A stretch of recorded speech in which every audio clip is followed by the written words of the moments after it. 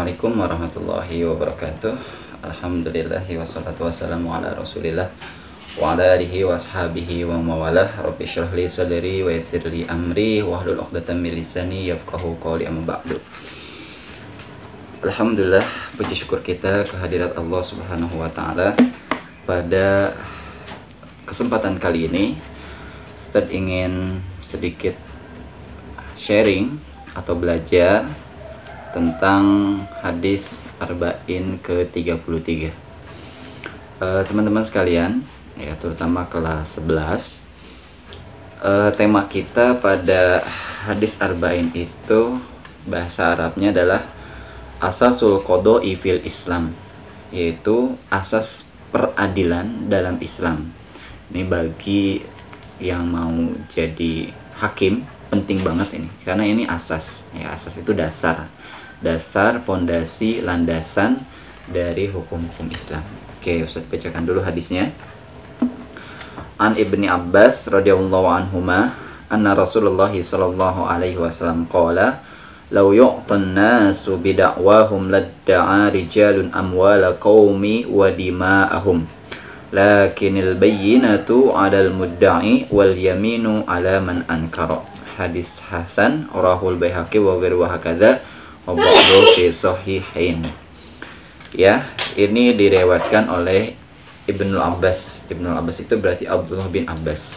Abbas sendiri adalah paman Rasulullah sallallahu alaihi wasallam. Berarti Abdullah bin Abbas adalah keponakan Rasulullah sallallahu alaihi wasallam. Bahwasanya Rasulullah sallallahu alaihi wasallam bersabda, "Lau yu'tan nas bidakwahum ladda'a rijalun amwala qaumin." Lau yu'ta, seandainya manusia itu bebas diberikan untuk mendakwah. Nah, bukan mendakwah berarti berdakwah ya, bukan, tapi mendakwah itu artinya menggugat ya, menggugat ataupun mengklaim, boleh juga diartikan mengklaim. Ladda'a rijalun amwala qaumin, ya, terhadap barang seseorang, harta seseorang ataupun nyawa seseorang. Tetapi kata Rasulullah, al-bayyinatu 'alal mudda'i, ya, harus ada bukti, harus ada keterangan bagi penggugat, ya, yang mengklaim itu, wal yaminu 'ala man ankara, dan sumpah bagi yang mengingkari atau sumpah bagi yang tergugat. Nah, sekarang kita akan coba sedikit belajar bersama dan mendiskusikan tentang hadis ini. Pertama, kita harus mengetahui bahwasanya Islam adalah agama yang syamil. Islam tidak mengurusi ibadah individual saja. Islam tidak mengurusi ibadah secara spiritual, sholat, tidak. Tapi Islam itu adalah agama yang mencakup keseluruhannya, syamil wa kamil. Itu yang harus kita pahami. Jadi Islam itu masuk ke dalam seluruh segi kehidupan, ke dalam politik, ke dalam hukum Islam, ya, kehakiman, peradilan, terhadap muamalah, terhadap apapun. Jadi jangan sampai memisahkan, ya, kalau konteksnya agama ini adalah Islam, jangan sampai kita memisahkan agama dari sendi-sendi kehidupan. Jangan tuh politik dicampur-campur agama, nggak boleh, nggak gitu. Ya, jadi Islam itu agama yang syamil dan masuk kepada seluruh kehidupan.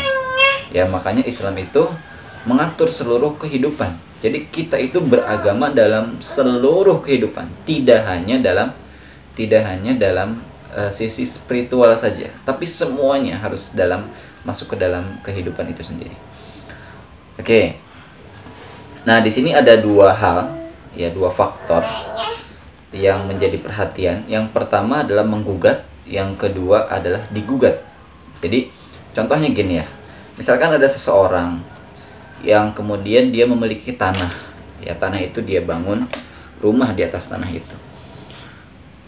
Nah, tanah itu misalkan dia dapat dari orang tuanya dulu, artinya diwariskan. Tiba-tiba ada orang yang mengaku-ngaku, mengklaim, kemudian menggugat, ini tanah saya. Nah, kalau misalkan ada orang yang ngaku-ngaku yang menggugat kepada seseorang yang sebelumnya dia miliki, nah, maka orang yang menggugat tadi, orang yang mengklaim tadi harus punya bukti. Kenapa dia bisa sampai mengatakan atau mengklaim ini tanah saya gitu. Ya, dan bukti di sini harus saksi. Jadi ketika seseorang menggugat, dia harus menunjukkan buktinya. Oke, sebentar.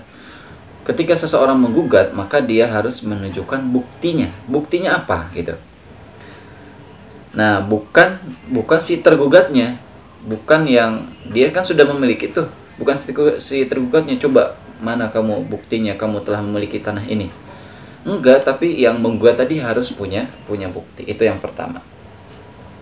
Nah, kalau misalkan dia sudah punya bukti, ya, yang menggugat tadi sudah punya bukti, maka yang tergugat ya harus bersumpah. Nah, oke, sekarang kita bahas satu-satu. Nah, contoh misalkan ketika ada seseorang dia menggugat satu hal, misalkan kayak tadi tanah, maka dia pun harus punya saksi, ya. Keterangan di sini, lakinil bayyinatu 'alal mudda'i. Bayyinah di sini kan keterangan, bukti. Bukti itu harus saksi, ya. Asy-syahadah.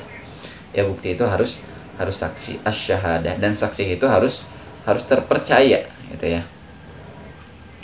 Nah, makanya kita dilarang untuk menuduh seseorang melakukan perbuatan-perbuatan tertentu, misalkan menuduh zina, menuduh seseorang mengambil pulpen, itu nggak boleh dalam Islam.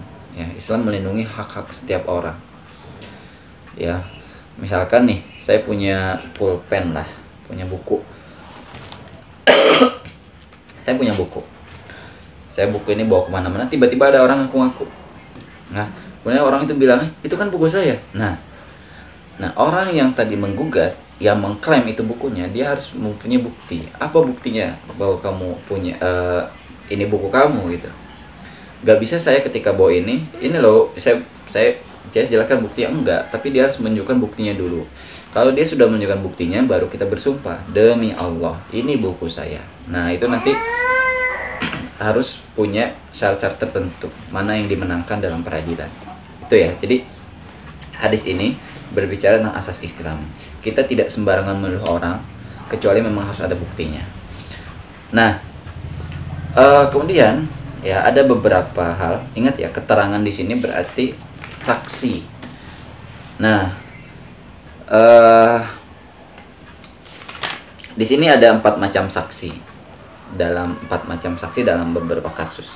Ada 4 macam kasus gitu ya. Yang pertama, jika terjadi perzinahan, maka ya saksi itu harus 4, ya. Harus 4 dari laki-laki. Nggak boleh dari perempuan, harus 4 laki-laki. Misalkan kamu menuduh orang itu adalah zina. Nggak bisa. Nggak boleh menuduh seseorang kecuali memang ada 4 saksi. Nah, kalau misalkan tidak terbukti, maka yang dihukum adalah yang menggugat, ya, yang menuduh tadi. Seperti halnya sabda Nabi SAW, wallati ya'tinal fahishata min nisaikum fastashhidu 'alaihinna arba'atan minkum. Nah, jika seseorang itu menuduh perempuan berbuat zina, maka harus mendatangkan 4 saksi. Nah, jika tidak bisa mendatangkan 4 saksi, walladzina yarmunal muhsanatu malam ya'tu bi'ati syuhada fajliduhum. Maka jika tidak bisa mendatangkan saksi, maka yang dihukum adalah yang menuduh, yang menggugatnya. Maka hati-hati. Jadi saksi atau keterangan, ya, bukti bagi orang yang berzina adalah 4 saksi. Ya, jadi sangat ketat sekali. Makanya jangan mudah-mudah kita menghukumi orang berbuat zina. Sekarang ada orang berduaan. Nah, kemudian kita sangka dia telah melakukan perzinahan, itu nggak boleh. Ya. Dan juga kita juga tidak boleh, yang kedua ini ya, saksi dalam pembunuhan. Ya, saksi dalam pembunuhan dan pencurian. Nah, kalau saksi dalam pembunuhan pencurian berapa saksinya? Saksinya 2 orang saja. 2 orang dari laki-laki. Kata Imam Syafi'i, 1 laki-laki, 1 perempuan boleh. Tapi kata qaul Syafi'i, 4 perempuan. Kenapa 4 perempuan? Karena 2 perempuan mewakili satu laki-laki. Nah, coba kita lihat ya. Semisal ada orang yang membunuh, ya, atau orang yang membunuh kemudian dilihat baru 1 orang saksi, itu nggak bisa dihukumi dia telah membunuh. Nah, harus ada 2 orang saksi. Pencuri pun sama. Nah, biasanya di pondok ya. Di pondok ya, sebagai santri, apalagi pengurus, jangan mudah-mudah menghakimi seseorang bahwasanya dia telah mencuri. Itu harus punya 2 saksi ya. Dan saksinya harus terpercaya. Jangan bilang, iya kayaknya sih burem-burem, gak boleh. Jadi harus benar, iya saya melihat dia mencuri ketika gini. Nah, itu harus benar. Kecuali memang ya si pelaku itu menyatakan ya, si pelaku itu kemudian dia ya i'tiraf, mengakui bahwasanya dia mencuri, ya itu beda lagi. Nah, jadi harus ada saksinya dulu kalau menggugat. Kemudian dalam kasus jual beli, nah, kalau jual beli pinjam meminjam ya, itu 2 saksi sama. Tapi bedanya satu laki-laki boleh dan satu perempuan juga boleh. Nah, dan seterusnya. Nah, intinya di sini bahwasanya ketika ada seseorang mengklaim, menggugat, ya mengaku-ngaku ya terhadap barang orang lain, maka